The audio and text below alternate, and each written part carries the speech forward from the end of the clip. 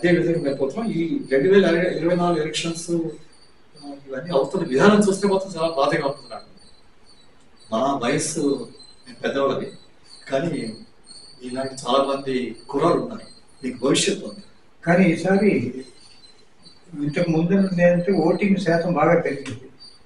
దీనివల్ల ఏమైనా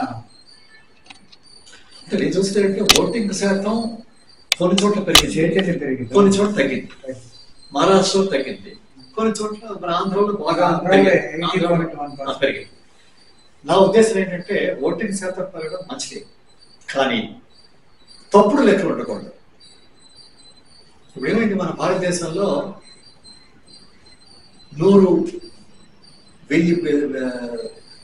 100 కోట్ల మంది ప్రజలుంటే ఆధార్ కార్డ్స్, ఆ కార్డ్స్ డేటా అంతా బయట ఉంది, లీక్ అయిపోయింది. తప్పుడు ఆధార్ కార్డ్స్ చాలా ఉన్నాయి. ఇప్పుడు ఎంతమంది వీళ్ళు ఈ ఓట్లు వేసిన వాళ్ళలో ఎంతమంది నిజమైనటువంటి ఓటర్లు ఉన్నారు, ఎంతమంది.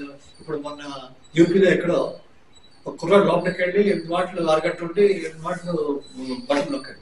సో ఏమవుతుందంటే అటువంటివి మనం electoral roles, first electoral roles కరెక్ట్గా ఉండాలి, అది చాలా ఇంపార్టెంట్.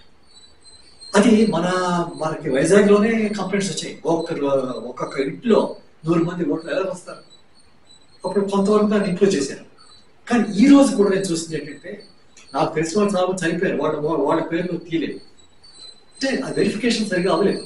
సో అయినా కూడా కొత్త ఓటర్లు, చిన్నవాళ్ళు, 18 ఏళ్ళు వయస్సు యువకులు యువతలు వస్తే చాలా మంచి విషయం. ప్రజాస్వామ్యానికి కావలసింది భవిష్యత్తు గురించి ఆలోచించే వాళ్ళు ఉన్నారు.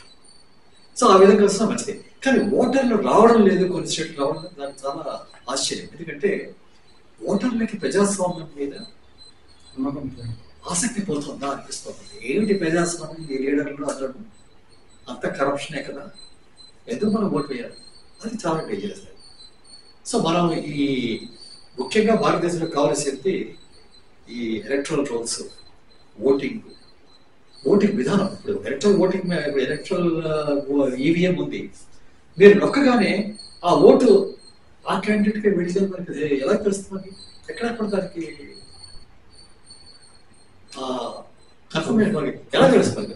ఇప్పుడు పాతకాలంలో మేము ఏం చేసాము, బ్యాలెట్ బ్యాగ్స్ లో తీసుకుని తెలుసు వాళ్ళకి బ్యాలెట్. రెండో చాలా ముఖ్యం, నేను ఎలక్షన్స్ కండక్ట్ చేశాను రిటర్నింగ్ ఆఫీసర్గా తెలంగాణలో కూడా నేను ఎలక్షన్స్ కండక్ట్ చేశాను. ఇప్పుడు ఏంటవుతుందంటే, మీరు ఓటింగ్ అయిపోయిన తర్వాత బూత్స్ ఉంటాయి, ప్రతి బూత్ నుంచి ఓట్లు వస్తాయి బ్యాలెట్, అవన్నీ మేము మిక్స్ చేసేవాళ్ళం. ఒక పెద్ద దీంట్లో గంగలు వేసి అవంతా దాన్ని మిక్స్ చేసి అప్పుడు కౌంటింగ్. అప్పుడు ఏంటవుతుందంటే ఏ బూత్ నుంచి ఎవరు వేసినట్టు తెలియదు. ఇప్పుడు ఏంటవుతుంది, మన బూత్ ఒకటి హైదరాబాద్ ఉంటుంది, ఒక ముస్లిం కాలనీ ఉంటుంది, ఏదో ఫార్వర్డ్, ఆ ప్యాటర్న్ తెలియకూడదు. కానీ ఇప్పుడు ఏమైంది, ఈవీఎం యూజ్ చేయడంలో ఏంటంటే ఆ మిక్సింగ్ సాధ్యం కాదు. నేను ఎలక్షన్ కమిషన్ అడిగాను, మీరు అది టెక్నికల్గా చేయాలంటే టోటలైజర్ అనేటువంటి ఒక ఎక్విప్మెంట్ దానికి అటాచ్ చేయాలి, కానీ అది లేకుండా వీళ్ళు చేస్తున్నారు, కనుక మీరు ఆ మిక్సింగ్ లేదు. సో ఇప్పుడు ఏమైంది, బీజేపీ కాంగ్రెస్ వాళ్ళకి ఆ బూత్ ప్యాటర్న్ తెలిసిపోతాం. అంటే ఇప్పుడు మన ఎన్నికల విధానాల మీద 2-3 చాలా ఇంపార్టెంట్ ప్రశ్నలు.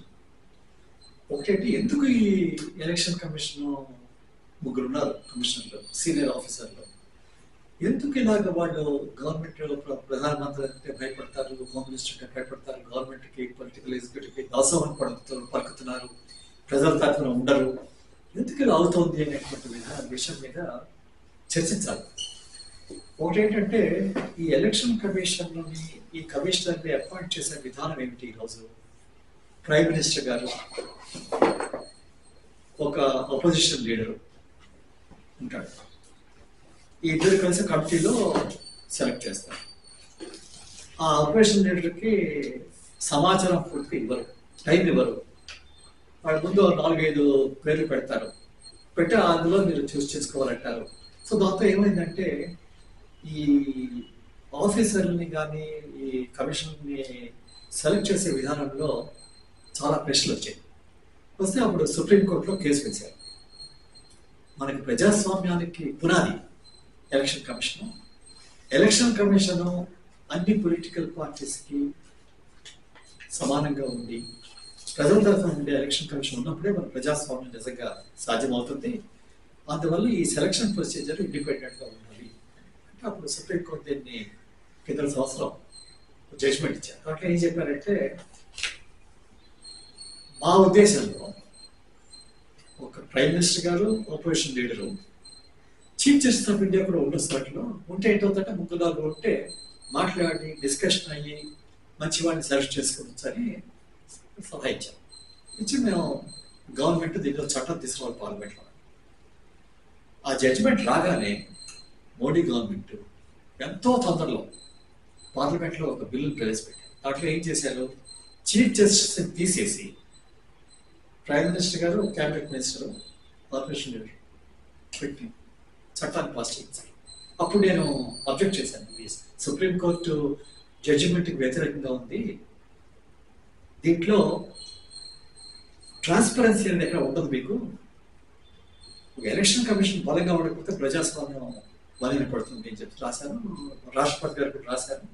కానీ ఎవరు ఏం చేయలేకపోయినా క్విక్గా దాన్ని పాస్ చేశారు. ఎందుకు, ఎలక్షన్ కమిషన్లో ఒక ఆయన రిటైర్ అయిపోతున్నాడు, ఒక ఆయన రిజైన్ చేశాడు. అది ఎందువల్ల రిజైన్ చేశాడు ఇంతవరకు ఎవరికి తెలియదు. నేను దాన్ని కూడా రాశాను. ఇప్పుడు ఇద్దరు ఎలక్షన్ కమిషన్ తీసుకురావడం 2020 ఎలక్షన్ ఉంది, దాని ముందే చేయాలి. సో వీళ్ళు ఏం చేశారు, చాలా అతి తొందరగా ఇద్దరిని సెలెక్ట్ చేసి పెట్టారు. అంటే ఏమిటి, ఇటువంటి చట్టాలను మీరు తీసుకొచ్చినప్పుడు అన్ని రాజకీయ పార్టీలతో మీరు కన్సల్టేషన్ ఉండాలి. ఇప్పుడు ఎలక్షన్ కమిషన్ అపాయింట్మెంట్ అనేది చాలా ఇంపార్టెంట్ మ్యాటర్ భారతదేశంలో ప్రజాస్వామ్యానికి. అందరు పొలిటికల్ పార్టీస్ని పిలిచి ప్రజల్లో డిస్కషన్ ఉండాలి. ఈరోజు మనకి ఇంటర్నెట్ కమ్యూనికేషన్, వీడియో కాన్ఫరెన్స్ ప్రజల సమక్షంలో చేయాలని ఈ చట్టాలు. మన భారతదేశం ముఖ్యమైనటువంటి మన రాజ్యాంగం ఏంటంటే ఫెడరల్ సిస్టమ్. ఇందులో సెంటర్ స్టేట్స్ ఈక్వల్ పార్ట్నర్స్. అది అంబేద్కర్ గారు స్పీచ్లో చెప్పారు. ఇవి ఇద్దరు ఈక్వల్ కో పార్ట్నర్స్. ఆయన యూజ్ చేసిన వాళ్ళు కో పార్ట్నర్స్, ఇద్దరు ఒకటి. సో ఎవరిని కన్సల్ట్ చేయండి మీరు. గత 5-6 సంవత్సరాల్లో మోడీ గవర్నమెంట్ ప్రవేశపెట్టిన ఏ చట్టం తీసుకోండి, ఫార్మర్స్ చట్టాలు, ఎలక్ట్రిసిటీ చట్టం, మినరల్ చట్టం, ఫారెస్ట్ చట్టం, ఎక్కడా కూడా రాష్ట్రాన్ని కన్సల్ట్ చేయలేదు, పొలిటికల్ పార్టీని కన్సల్ట్ చేయలేదు. నిరంకుశత్వంగా దాన్ని పెట్టి పార్లమెంట్లో డిస్కషన్ లేకుండా పాస్ చేసినటువంటి చట్టాలు. సో నా ఉద్దేశం ఏంటంటే ఈ ఎలక్షన్ కమిషనర్ని మనం అపాయింట్ చేసే విధానం ఇప్పుడు ఏమైందంటే, ముందు కూడా ఇదే ప్రైమ్ మినిస్టర్ గారు, అపోజిషన్ లీడర్ ఉండేవారు, వాళ్ళే ఎలక్షన్ కమిషన్ సెలెక్ట్ చేస్తారు. అయినా కూడా ఎవరైతే ఎలక్షన్ కమిషన్గా ఎలక్ట్ అయ్యారో వాళ్ళు ఆ సింహాసనం మీద కూర్చున్నప్పుడు వాళ్ళు మారి ప్రజల తరఫున మాట్లాడారు. మనకి ముఖ్యంగా ఉదాహరణ శేషన్ గారితో నేను పనిచేశాను. శేషన్ గారు ఏం చేశారు, ఆయన అంటే భయం అందరికి. శేషన్ గారు మన తెలంగాణలో ఒక మినిస్టర్ గారు కంటెస్ట్ చేస్తూ గోడల మీద స్లోగన్స్ రాశాడు, మోడల్ కోడ్ వ్యతిరేకంగా చేస్తే ఆయన ఆర్డర్ ఇచ్చాడు. ఆ మినిస్టర్ గారు ఖర్చు పెట్టి అవన్నీ క్లీన్ చేయించారు. అంటే పొలిటికల్ పార్టీస్లో ఒక కాన్ఫిడెన్స్ అన్నమాట. శేషన్ గారు ఆయన చెడ్డ శాసనాలు ఎవరిని ఖాతరు చేయడం, అటువంటి ఒక ప్రెసిడెంట్ పెట్టాడు. తర్వాత వచ్చిన వాళ్ళు లిండోమర్ మన హైదరాబాద్లో సెటిల్ అయిన దగ్గరలోనే ఆయన ఎప్పటికీ వస్తుంటాడు. ఆయన ఒక విధంగా చూస్తే చాలా ఇండిపెండెంట్గా చేశారు. మిగిలిన వాళ్ళు కూడా ఎప్పుడు కూడా పూర్తిగా గవర్నమెంట్తో ఐడెంటిఫై అయిన వాళ్ళు కాదు, తక్కువ మంది ఉన్నారు. కానీ ఇప్పుడు ఉన్నటువంటి ముగ్గురు కూడా ఎందుకో నాకు అర్థమవుతుంది, వాళ్ళకి ఏమిటంటే వాళ్ళు రిటైర్ అయిన తర్వాత మళ్ళీ గవర్నర్స్ అవ్వడానికి ట్రై చేస్తున్నారా, ఇంకేమన్నా కావాలా. నేను చెప్తాను, ఎందుకయ్యా మీకు ఈరోజు శాలరీ మా టైంలో ఉన్న శాలరీస్కి ఈరోజు కంపేర్ చేస్తున్నారు, పెద్ద ఎత్తున అందరికీ జీతాలు ఇస్తున్నారు, పెన్షన్ ఇస్తున్నారు, ఎందుకు మీరు భయపడాలి. అయినా కూడా వాళ్ళు స్వాతంత్ర్య సంస్థ అనేటువంటి ఇది సాధించలేకపోయారు. నాకు అదే భయం. సో దీని మీద ప్రజలలో పెద్ద ఎత్తున చర్చ అవ్వాలి. ఇప్పుడు ఉన్నటువంటి చట్టాన్ని మార్పు చేయాలి. ఇందులో అన్ని పొలిటికల్ పార్టీస్కి భాగస్వామ్యం ఉండాలి. ఆ చర్చలో ప్రజల్లో ఉండాలి. నా ఉద్దేశంలో అంటే ఇటువంటి చట్టాలు ప్రతి గ్రామ సభలో డిస్కషన్ అవ్వాలి. ఈరోజే ఇంటర్నెట్లో మీరు ప్రతి గ్రామ సభకి ఇచ్చి మీరు మాట్లాడండి మీ ఉద్దేశాలు ఏంటి ఈ చట్టాల మీద. అది లేకపోతే ప్రజాస్వామ్యం లేదు.